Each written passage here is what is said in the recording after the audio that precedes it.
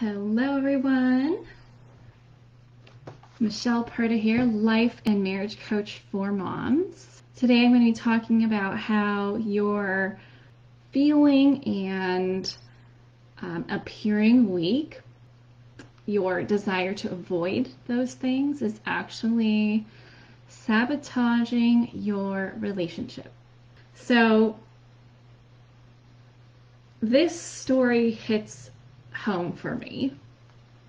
This desire to avoid appearing weak and feeling weak. And let me know if you share the same experiences in your life. So growing up, I was very much taught that independence was the way to go, and that I should never depend on anyone but myself. And I took that to an extreme. I took that belief, that if you want to call it value, and I intensified it. I made it very extreme. I made it to mean to me that I couldn't have men open doors for me, because that would mean that I couldn't do it myself. And so I often turned down compliments. I often turned down chivalrous acts. Whenever someone would do that for me, I'd be like, no, I got it, and dismiss them. Or if they tried to compliment me, I would quickly defend it and be like, oh, it's just this, and minimize the compliment. Or I would tell them to stop or shut up, as if they were insulting me instead of the opposite, right? Just expressing their admiration, which thankfully I can fully receive now. But because of the way I was raised, and because of society as a whole, right, this patriarchal society, and I'm going to try not to go on a rant here about that, we are taught to avoid appearing weak and feeling weak, and we make that to sound like something that is really bad. Society prioritizes being aggressive, but then when women are aggressive, we're criticized and called the B word. Don't know if kids are watching, so I'm just going to say that. It's valued to be productive, and so we start to seek external validation. Society rewards us to be perfectionists instead of human, to have no emotions, to be logical, to appear strong, even though we may be falling apart on the inside, which would essentially make it really difficult for us to admit that we need help and to get that help. Being right and defending your stance to the death. Society also values hustle and hard work, so no rest, just go, go, go, go, go, and sacrifice your sanity for the appearance of having it all together. And guess what? No one has it all together. I don't have my stuff together. I'm trying to figure out what having my stuff together looks like, and I define that very differently than being perfect. And I'm sure you don't have your stuff together, and neither does, your friend that you highly look up to. No one, absolutely no one has their stuff together. Staying busy is also rewarded in society, and so I want to dismantle that. Okay, when we avoid feeling and appearing weak, it actually encourages competition in the relationship. And when you're competitive in the relationship, that closes off all opportunity to really hear what you're each saying, to really see each other for who they are and where they're at and accept them. And it closes off the opportunity for growth, collaboration, love, safety, trust, everything that you're looking for in your marriage, partnership. All of that is squashed when you prioritize defending yourself and not appearing weak and feeling weak, because then you make it about yourself instead of about the relationship and what you're trying to preserve, what you're trying to strengthen, and what you're trying to do for yourself as well, your personal growth. So when you emphasize having to be right all the time, having to not let some man talk to you a certain way, you're no longer listening. The conversation is no longer a two-way street.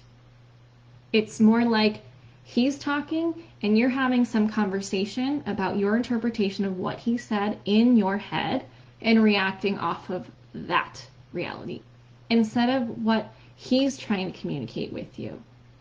Okay? So your fear of appearing weak could look like not ever apologizing, not ever owning your part of the situation, which is a huge, huge key to personal and the collective growth of you guys. Fear of admitting that he's right about something and having that mean absolutely nothing about you. But instead, you may be like, no, there's no way in hell I'm going to admit to him that he's right, because that must mean that I am weaker, that I am unworthy, that I am always wrong. Whatever that you're taking it to mean about you, that's stopping you from experiencing the true partnership, love, collaboration, and joy that you're craving right now in your relationship. Okay, that's where the stubbornness comes in, the inflexibility, the argumentativeness that you may have, defensive-ness, or maybe you're more of like a fighter when it comes to your fear response and you start to criticize. Or maybe you're like the kind who retreats and you shut down. You're like, oh, you want to talk? I'm done. I'm tapped out. I'm not going to participate in this. And I'm going to go do what pisses you off, right? So that's where spiteful behavior comes out of too. And so your need to feel strong could be misguided. Instead, I want to offer you a way to redefine what weak is. Weak doesn't mean that you don't back down. Okay? I want you to consider what would actually be true about you being weak in the relationship. Could it be that it's the opposite of what you're thinking? Weak could be not doing what needs to be done to have what you want. So do not mistake vulnerability, honesty, accountability, ownership for weakness. Do not mistake admitting when you're wrong for weakness. In my eyes and what I coach my clients on, that is strength. It takes courage to say, I'm not going to make it mean anything about me by admitting that I made a mistake. And by saying that you made a mistake does not mean that you are the entire problem. You're just saying, this part, that's me, I own that. Not that, oh, here's our problem, I'm owning it, and so I'm going to take it all. No. You being in your relationship only requires for you to show up to be the best version of yourself possible. So if that looks like him going off on you and you standing firm, confident about knowing who you are, knowing your worth, and knowing what you're feelings are, what your needs are, is strength to you, then so be it. Don't make society's definition of weak like, how are you just going to stand there and take it and not say anything? Don't let that define how you show up in your marriage, because that type of behavior, that type of belief is sabotaging your relationship. You know what healthy relationships are made out of?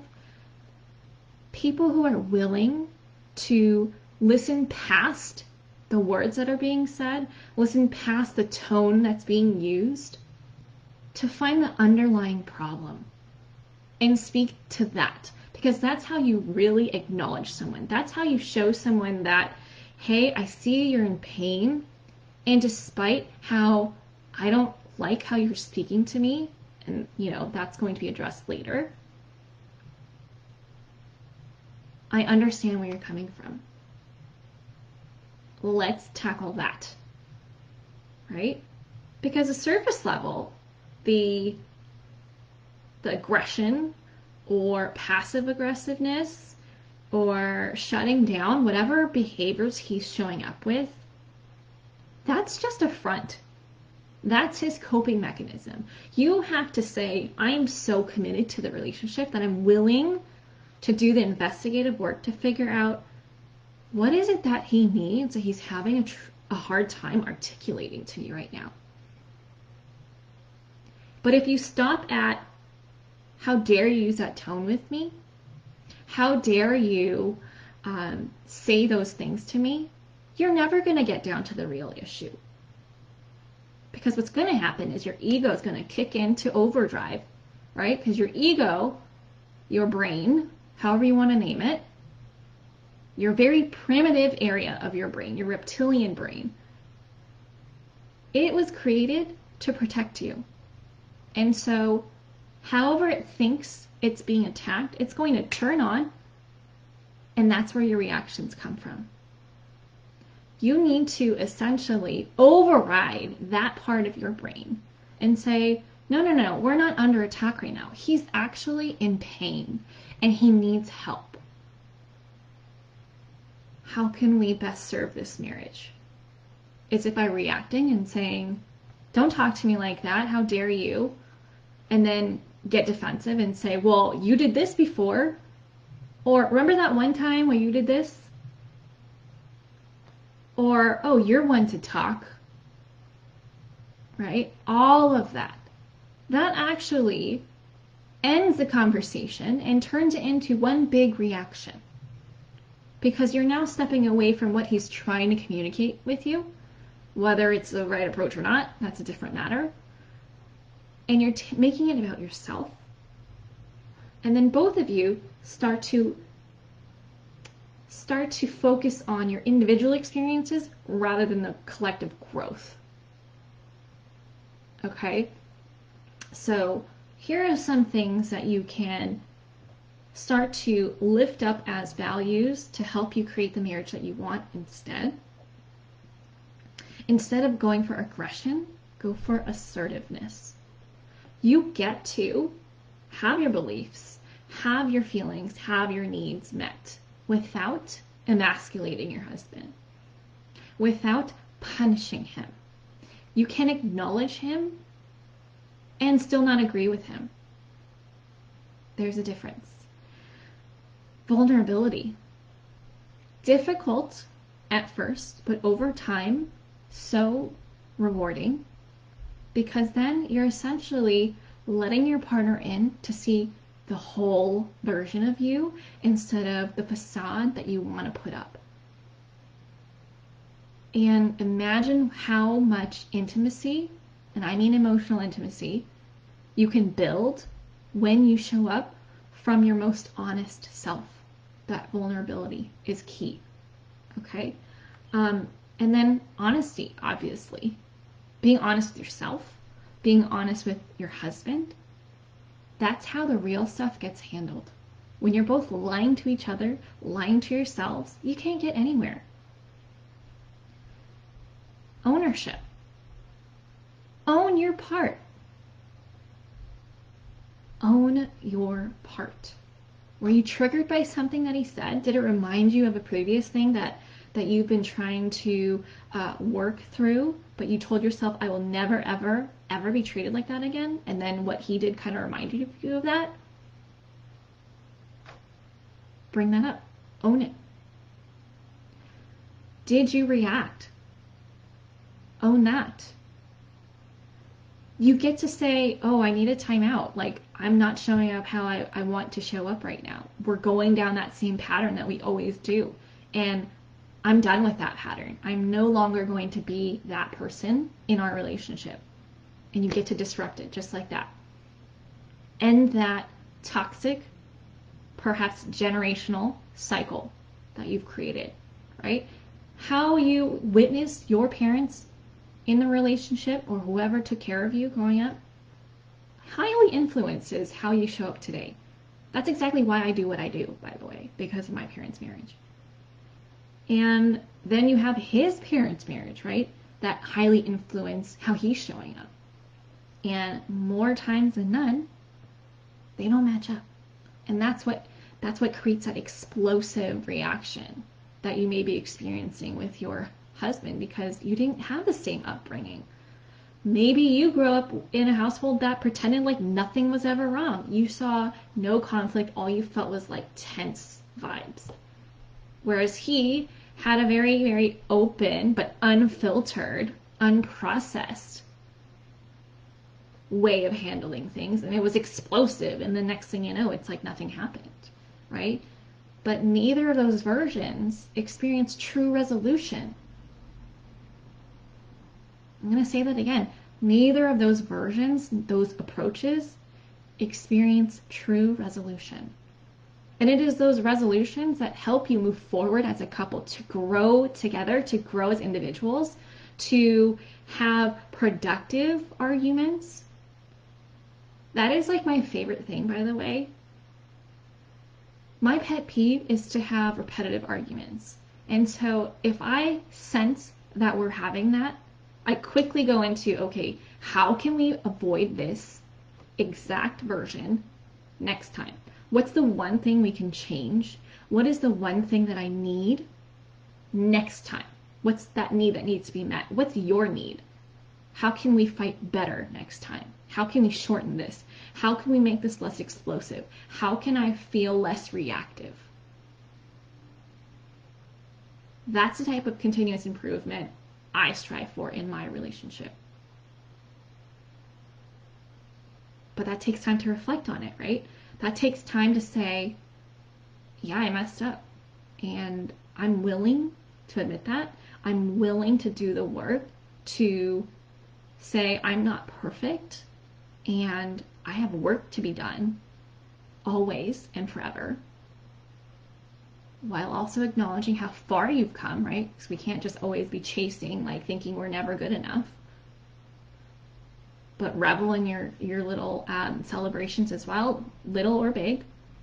But having the humility to be like, we don't have this down, but we're going to get there because we're so much better than before.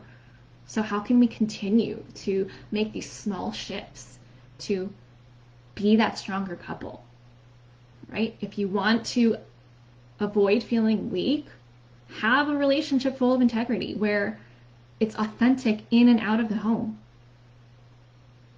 Behind closed doors, is your relationship the same as it is that people see? I have a new client who admitted that her marriage is like the go-to marriage, the one that people look up to. And she admitted that behind closed doors are always at each other's throats.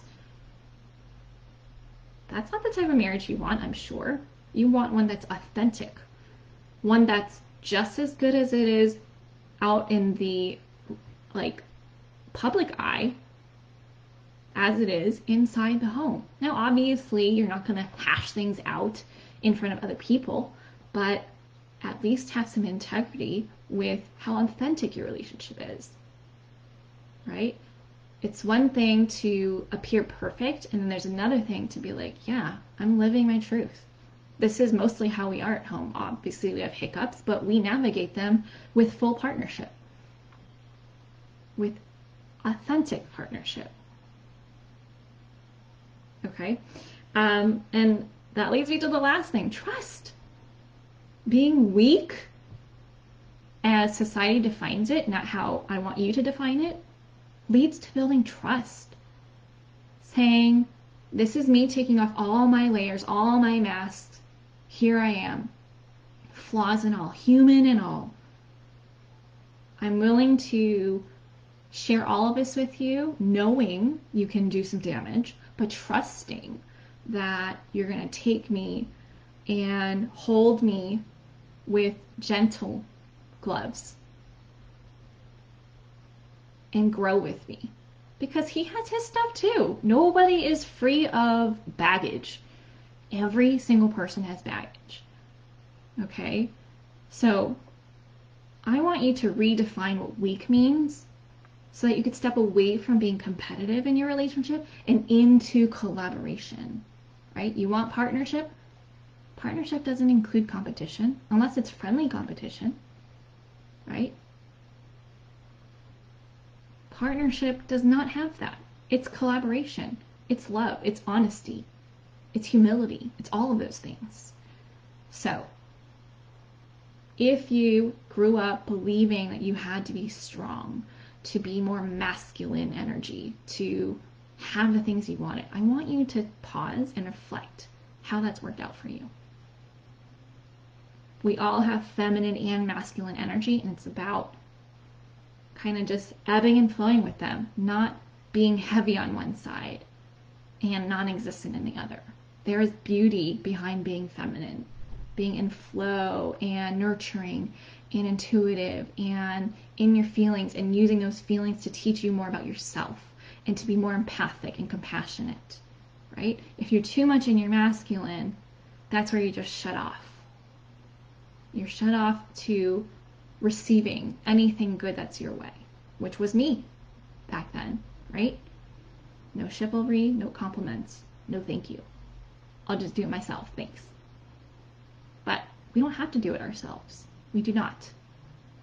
So that is all I have to share with you all today. I hope this was helpful. I want to see you all start to empower yourself so that you can start to create the life and marriage that you desire. Enjoy the rest of your day, and I will see you guys later. Bye.